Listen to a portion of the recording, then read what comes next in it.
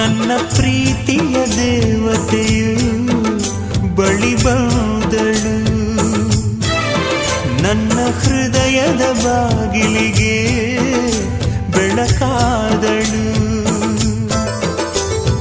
ಬೆಳ್ಳಿ ಬೆಳದಿಂಗಳಿನ ನಗೆಯಂತೆ, ಇಂದ್ರನ ಕುಲದ ದೊರೆ ಮಗಳಂತೆ, ಜನ್ಮ ಜನ್ಮದ ನೆನಪು ಕರೆದಂತೆ, ಅಂದೇ ಬಿಟ್ಟಳು ಮನಸ್ಸು ಬರೆದಂತೆ, ನಿನ್ನೆ ಪ್ರೀತಿಸುವೆ ಎಂದು.